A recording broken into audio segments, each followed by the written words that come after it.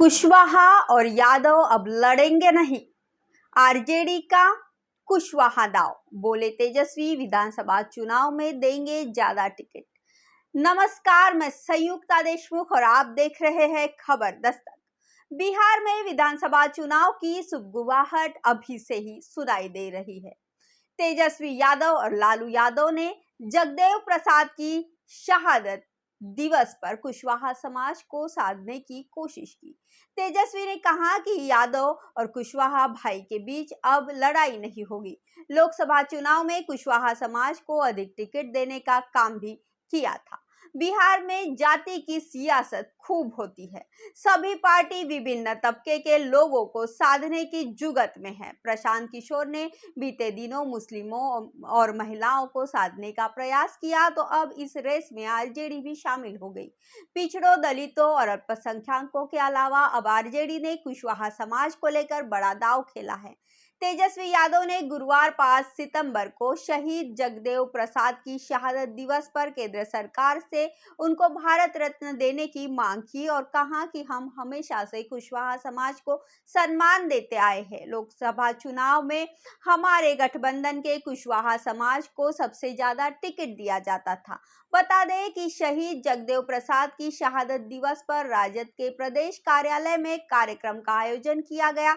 इस कार्यक्रम में राजद सुप्रीमो लालू प्रसाद यादव, बिहार विधानसभा में विरोधी दल के नेता तेजस्वी यादव, प्रदेश राजद अध्यक्ष जगदानंद सिंह सहित राजद के कई बड़े नेता शामिल हुए।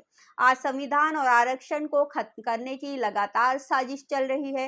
केंद्र सरकार लेटरल एंट्री के माध्यम से आरएसएस और अपने लोगों को बिना आरक्षण की आईपीएस बनाने में लगी थी, लेकिन हम लोगों ने पूरी सजगता के साथ इसका विरोध किया। केंद्र सरकार को इस लेटरल एंट्री को वापस लेने के लिए मजबूर किया। सभी को अपने हक के लिए आगे की लड़ाई को मजबूती से लड़ना होगा। आप लोगों ने संविधान, आरक्षण और लोकतंत्र बचाने के लिए जो वोट किया, उसी का परिणाम है कि भाजपा कमजोर हुई है। तेजस्वी यादव नेता प्रतिपक्ष वहीं तेजस्वी यादव ने कहा कि अमर शहीद जगदेव प्रसाद को भारत रत्न मिले, इसके लिए केंद्र सरकार के खिलाफ आंदोलन और संघर्ष करेंगे। तेजस्वी यादव ने कहा कि 2024 लोकसभा चुनाव में हमने वादा किया था कि कुशवाहा समाज को सम्मान दिया जाएगा और वह वादा हमने पूरा किया। जगदेव बाबू कहा करते थे कि पहली पीढ़ी गोली खाएगी, दूसरी पीढ़ी जेल जाएगी और तीसरी पीढ़ी राज करेगी।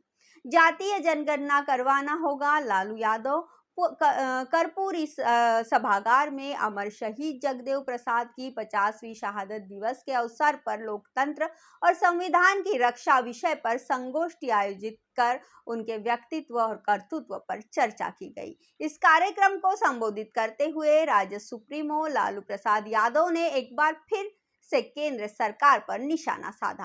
लालू प्रसाद यादव ने कहा कि देश स्तर पर जातीय जनगणना कान पकड़कर करवाएंगे।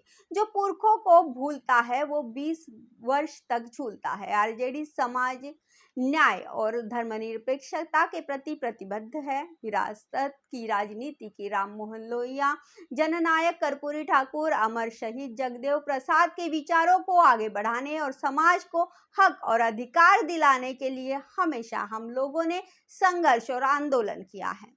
लालू ने आगे कहा कि जगदेव बाबू को सच्ची श्रद्धांजलि तभी साकार किया जा सकता है जब हम उनके विचारों और उनकी बातों को आगे बढ़ाए और एकजुट रहेंगे। हमें हिम्मत देना है और उनके साथ खड़े रहना है।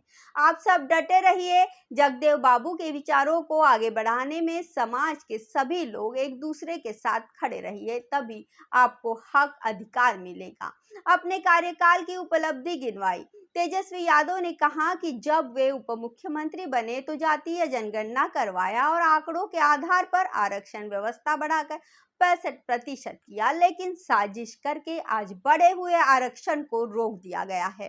जबकि उसी समय केंद्र सरकार के पास महागठबंधन सरकार ने एक प्रस्ताव भेजा था कि आगे बढ़े हुए आरक्षण व्यवस्था की न्यू अनुसूची में शामिल किया जाए।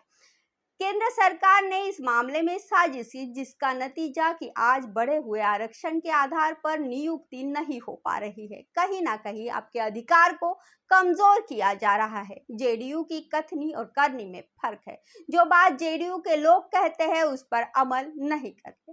बता दें कि बिहार में कुशवाहा समुदाय की आबादी लगभग 4.27% है। वहीं माना जाता है कि 70 से ज्यादा विधानसभा सीटों और 15 लोकसभा सीटों के चुनाव नतीजों को वे प्रभावित कर सकते हैं। यही कारण है कि बिहार में हमेशा लव कुश समुदाय को साधने की कोशिश सभी दल करते हैं। इस वीडियो में इतना ही। वीडियो अगर आपको अच्छी लगी तो शेयर कर दीजिए। हमारे चैनल खबर दस्तक को सब्सक्राइब कर दीजिए और अगर कोई सुझाव देना चाहते हैं तो कमेंट बॉक्स में आपका स्वागत है। नमस्कार।